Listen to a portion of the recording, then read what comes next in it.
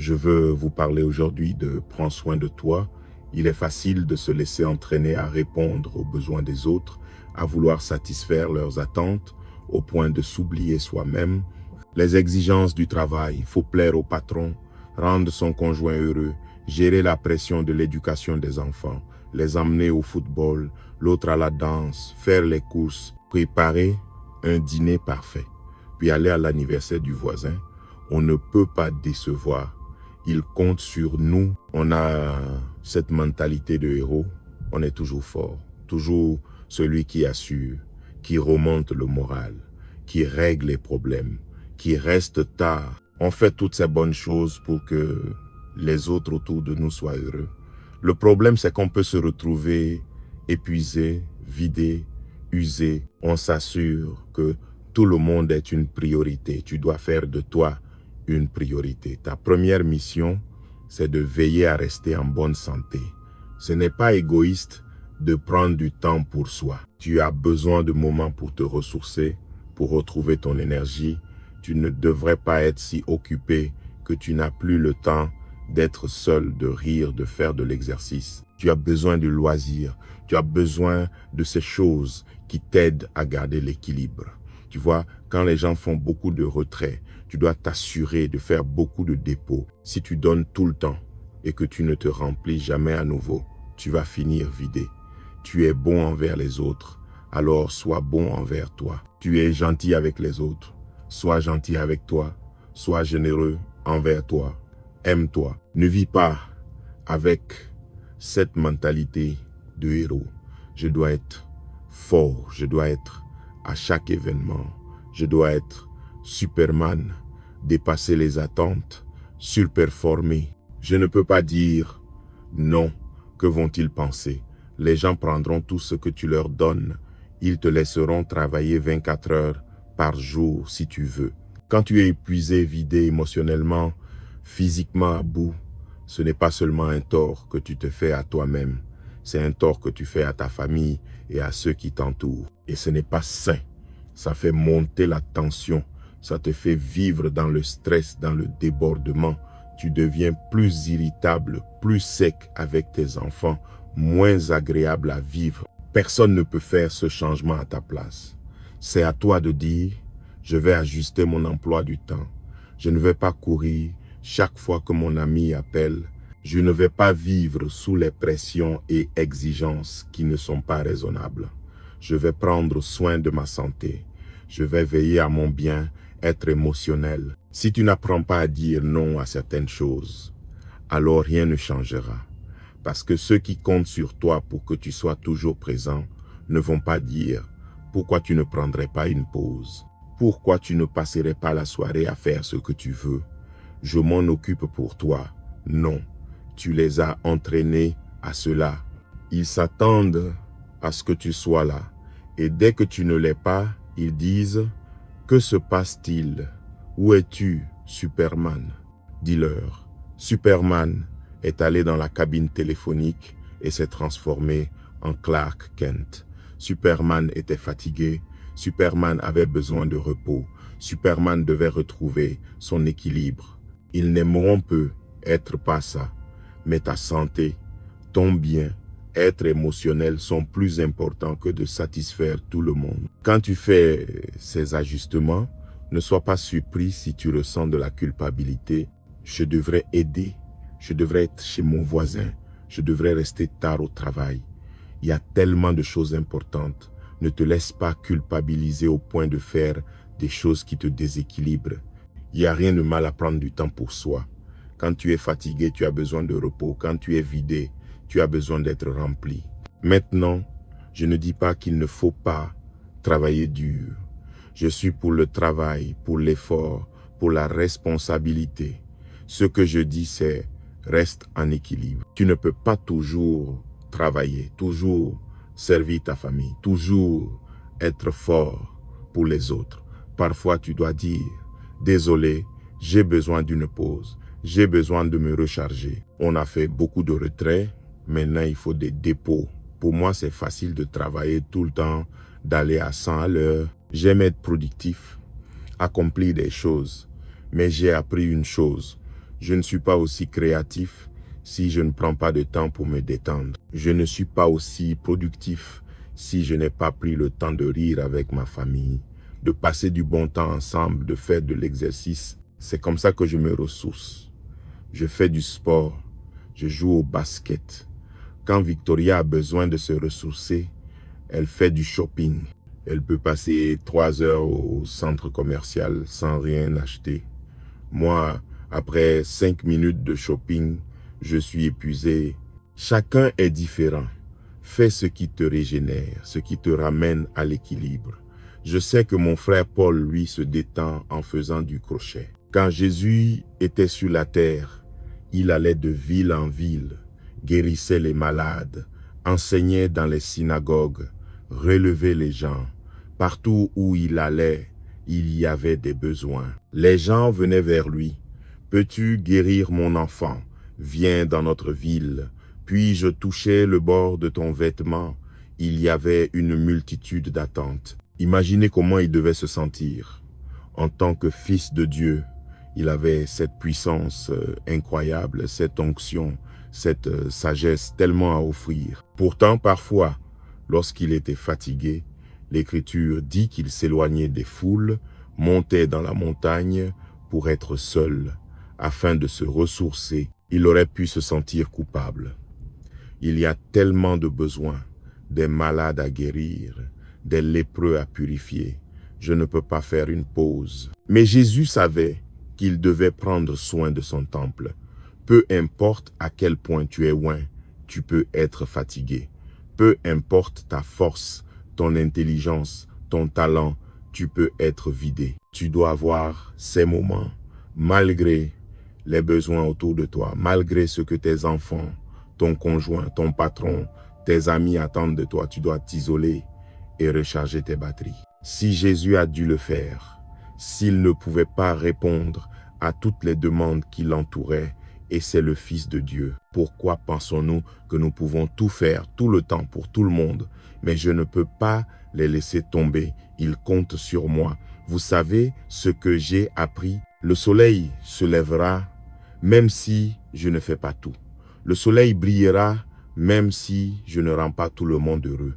Tu ne te rends pas service en vivant dans un état d'épuisement. Et parfois, on est dans cet état depuis si longtemps qu'on ne se rend même plus compte à quel point on vit en dessous de son potentiel. Tu ne seras pas aussi bon parent, aussi bon conjoint, aussi bon leader ou ami si tu ne prends pas le temps de te retirer. Il y aura toujours des besoins, toujours quelque chose à faire. Quelqu'un qui réclame ton attention. Tu dois faire de l'équilibre une priorité. Et oui, c'est normal d'être vidé, de travailler dur, de donner le meilleur de soi, d'être là pour les autres, mais ce n'est pas normal d'y rester. Tu dois te remplir à nouveau. Certaines personnes vivent constamment à bout, épuisées, sans énergie, car elles ne veulent pas décevoir. Tu as été là pour tout le monde, sauf pour toi-même. Pourquoi ne pas te traiter aussi bien que tu traites les autres? Tu dois prendre soin de ton temple. Tu n'es pas invincible. Jésus avait tout le pouvoir du monde, mais dans son corps physique, il connaissait ses limites. Il savait quand il avait atteint le point où il devait se ressourcer, quand il avait tant donné, tant retiré de son compte émotionnel, qu'il était temps de faire des dépôts. La raison pour laquelle certaines personnes ne profitent pas de la vie, c'est que leur compte est à découvert. Ils permettent aux autres de faire des retraits en permanence, ils travaillent dur, répondent aux attentes, s'assurent que tout le monde est satisfait, mais ils n'ont aucun système pour se remplir à nouveau. Quand tu vis vidé, épuisé, tu n'es plus aussi productif. Tu n'as plus l'endurance pour surmonter les défis. Tu ne profites plus de ta famille comme tu le devrais. Il y aura plus de tensions, plus de conflits. Tu serais étonné de ce qui se passerait si tu retrouvais ton équilibre, si tu faisais de toi une priorité. Lâche certaines pressions. Oui, tu aimes tes enfants, mais tu n'as pas besoin d'être un super parent. Tes enfants finiront par quitter la maison un jour. Et si tu ne veux pas regarder en arrière en te disant « j'ai raté ces années, j'étais trop stressé, trop accablé, J'ai essayé d'être parfait, de suivre le rythme de mes voisins. Si Jésus connaissait ses limites, alors nous devons connaître les nôtres. Et oui, on peut tout faire. On peut être Superman, mais ce n'est pas sain. Enlève la cape. Reviens à l'équilibre. Parfois, ce ne sont pas les attentes des autres, ce sont les nôtres. On se sent coupable de ne pas tout faire, de ne pas répondre à tous les besoins. Après tout, on a les compétences, le talent, l'onction, mais tu as aussi un corps physique. Comme Jésus, tu as des limites. Il devait s'éloigner pour rester à son meilleur niveau. S'il avait vécu vidé, il se serait privé de sa mission. La meilleure chose qu'il pouvait faire, c'était de se recharger. Régulièrement, tu as besoin de ces moments pour te remplir. La vie fait énormément de retrait des choses dont on n'est même pas conscient. Les embouteillages, le travail, les délais, les retards, les gens difficiles, les mauvaises nouvelles.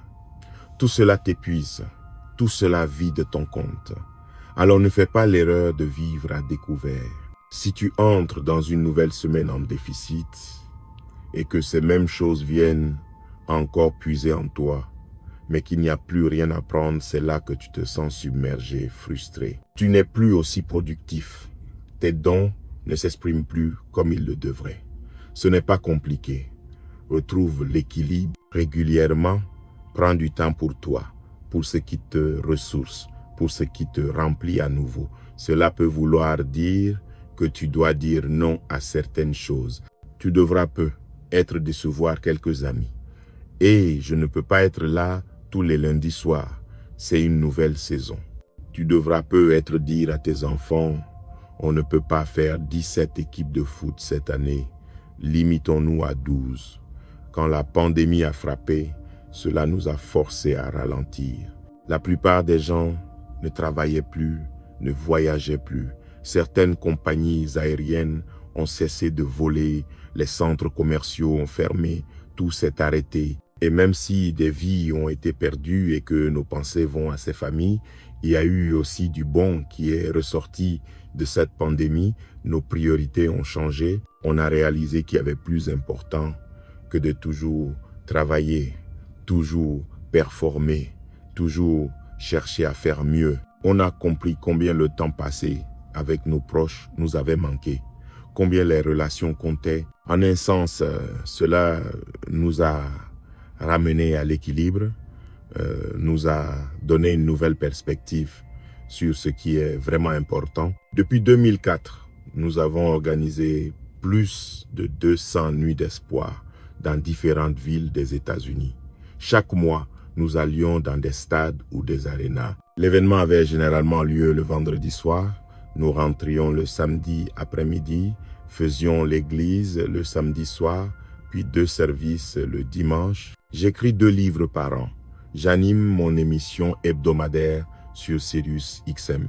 J'aime faire tout cela, mais je ne réalisais pas à quel point cela me vidait. Quand la pandémie a frappé, tout a changé. Plus d'événements en déplacement. Au lieu de 3 cultes, nous en enregistrions un seul le vendredi après-midi. Pas de public dans l'auditorium. Je venais, je prêchais mon message. Une demi-heure plus tard, j'avais terminé. En 23 ans depuis le décès de mon père, je n'avais jamais été aussi reposé. Je n'avais jamais eu autant d'énergie. J'ai remarqué que mes lentilles devenaient floues. Je n'arrivais plus à lire correctement. Je suis allé voir un ophtalmologue, il m'a fait passer des tests et m'a dit « Michel Espérance, c'est très étrange, mais la raison pour laquelle vos lentilles sont floues, c'est parce que votre vision s'est améliorée.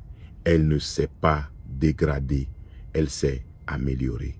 Vous avez besoin de moins de correction. » Qui sait ce qui pourrait se passer si vous retrouviez votre équilibre? Je ne m'en rendais pas compte, mais quand on fait beaucoup de retrait, quand on dépense énormément d'énergie émotionnelle pour produire, pour utiliser ses dons, pour aider les autres, il faut absolument faire beaucoup de dépôts.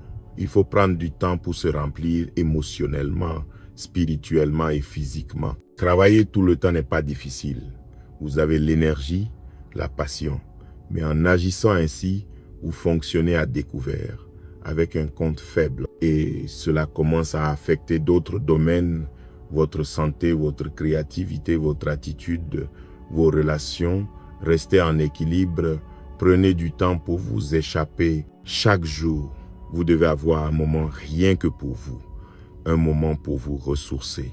Et régulièrement, prévoyez dans votre agenda ce qui vous remplit à nouveau. Faites de votre bien être une priorité. L'apôtre Paul devait voyager jusqu'à la ville de Corinthe pour rendre visite aux gens. Il leur avait dit qu'il viendrait bientôt. Il se préparait à sa venue, l'attendait avec impatience. Mais Paul a été confronté à de grandes difficultés en Asie.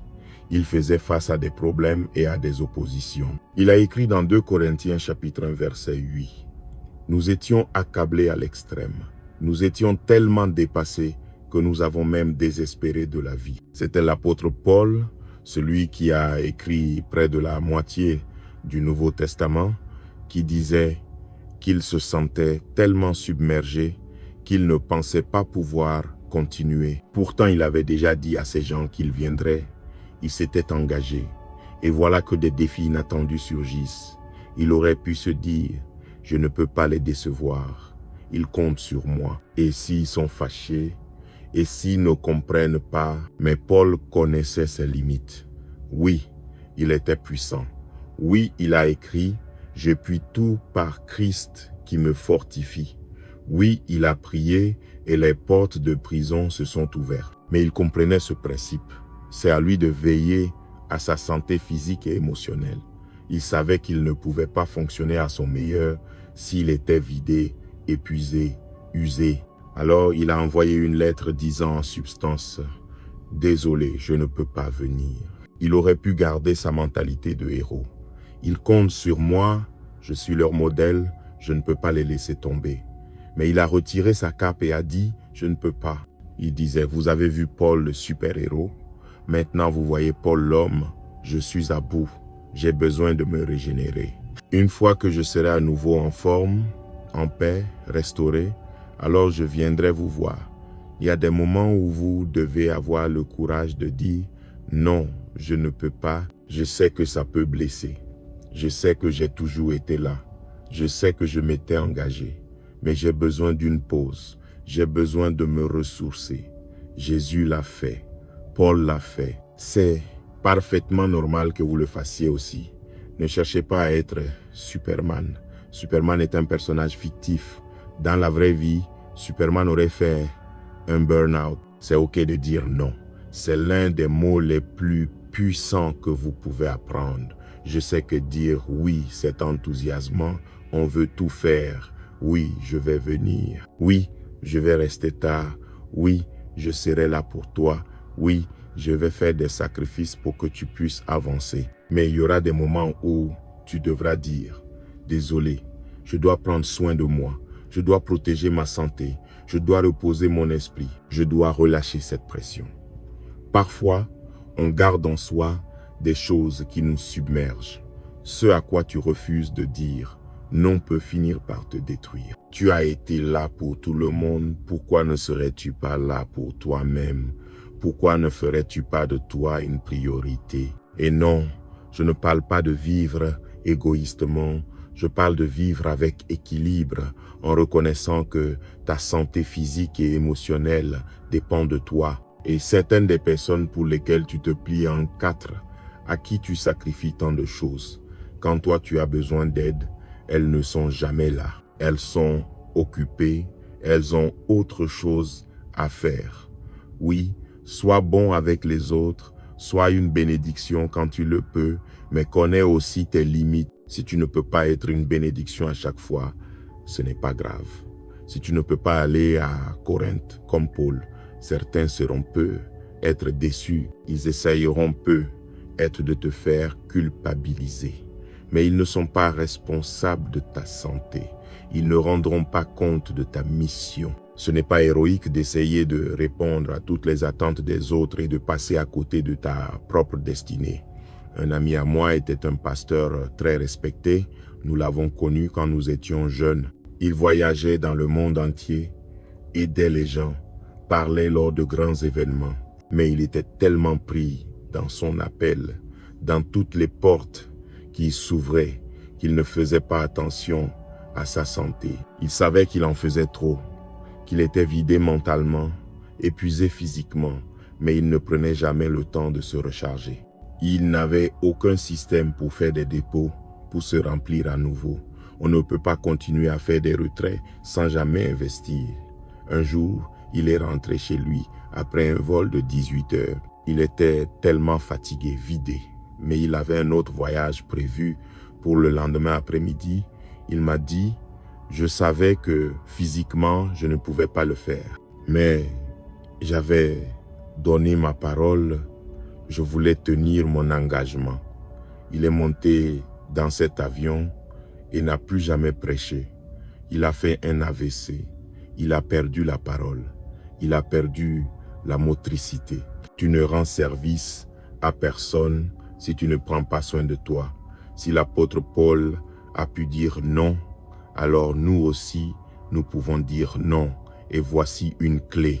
Tu fais ton propre emploi du temps. Tu choisis ce que tu vas faire. Ne prends pas d'engagement que tu sais néfaste pour ta santé. Quand je monte sur scène chaque week-end pour parler, cela me demande beaucoup d'énergie émotionnelle. Physiquement, je peux tenir toute la journée, mais émotionnellement, le réservoir est limité. Alors, les jeudis et vendredis, je ne prends aucun rendez-vous, aucun appel. Je sais qu'il y aura un gros retrait le dimanche, donc je dois me remplir avant. Si je suis occupé à gérer des problèmes, planifier un événement, rendre visite à quelqu'un, je ne serai pas à mon meilleur niveau ici. Je dois prendre du temps pour être au calme, pour rester en équilibre. C'est dans ces moments-là qu'on est le plus créatif, le plus efficace. Aujourd'hui, il y a plus de sollicitations que jamais.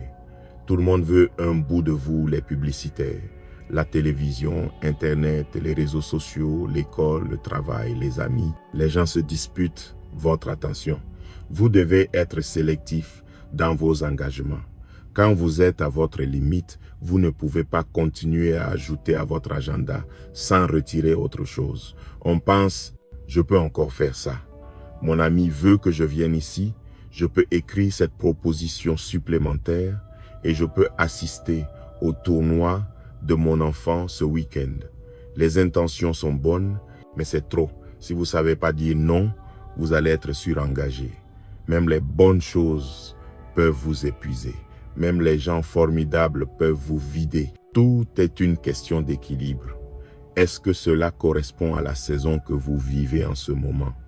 Est-ce que cela s'intègre à ce que vous devez déjà gérer? Victoria et moi avons toujours aimé l'immobilier.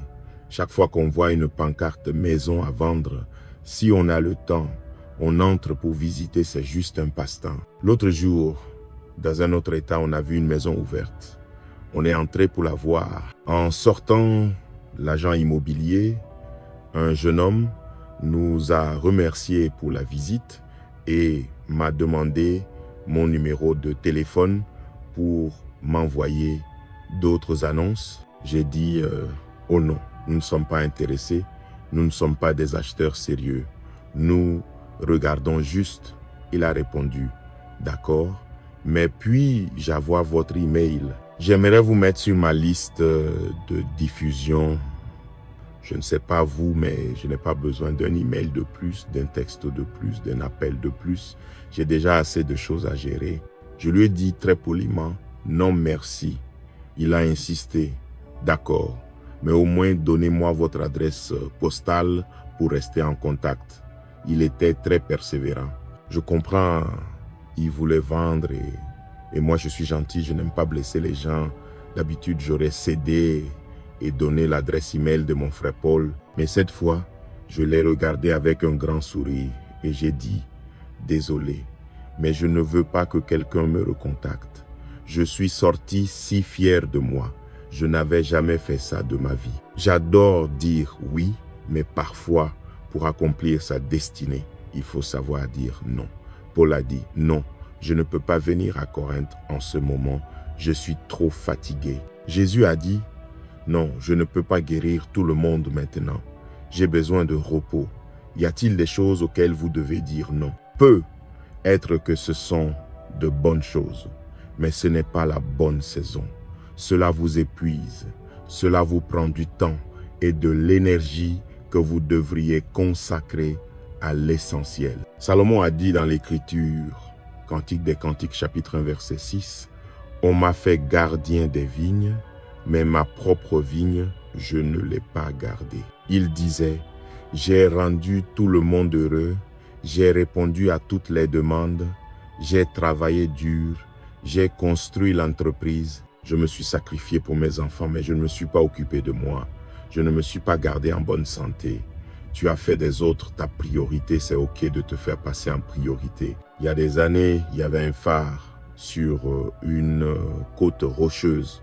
Le gardien du phare, responsable de maintenir la flamme allumée, recevait chaque mois une nouvelle réserve d'huile. Son rôle principal était de s'assurer que le phare brille. Mais le phare était près d'un quartier résidentiel. Une nuit froide, une dame âgée est venue, disant qu'elle avait besoin d'huile pour son chauffage.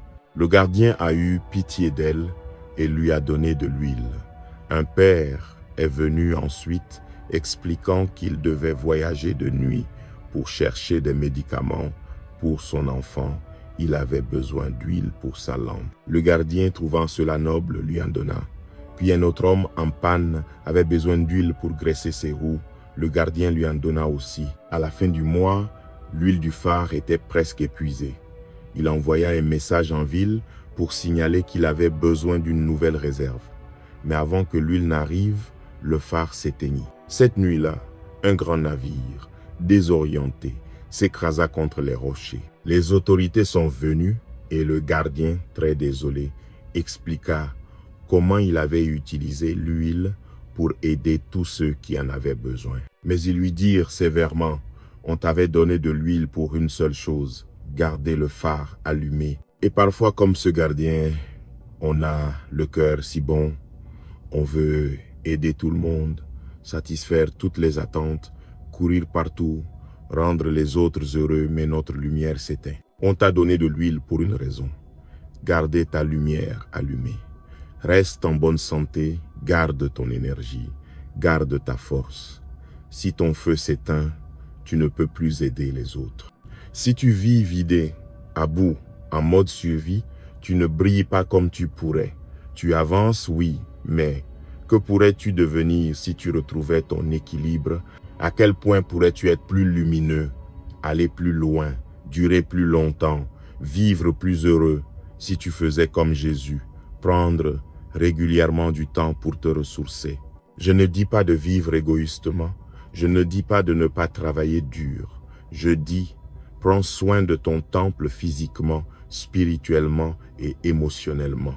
Tu n'es pas invincible. Les gens pensent peu être que tu es Superman parce que tu es si fort, si talentueux, toujours positif. Mais comme nous tous, tu es humain. Tu as besoin de te ressourcer. Trop de gens s'épuisent. Tu peux fonctionner déséquilibré pendant un moment, mais à un moment donné, cela te rattrapera. J'ai entendu ce dicton. Il est plus facile de maintenir une bonne santé que de tenter de la retrouver une fois perdue.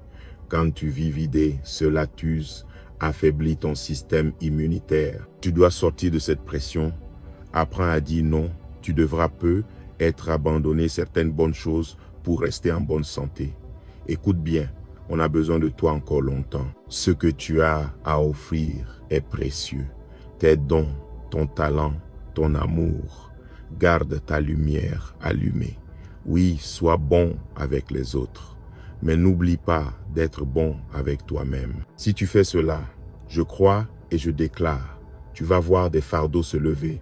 Tu vas vivre plus longtemps, plus libre, en meilleure santé, avec de meilleures relations, plus d'énergie, et tu deviendras tout ce que tu as été créé pour être, au nom de Jésus. Et si tu le reçois, peux-tu dire Amen, Amen.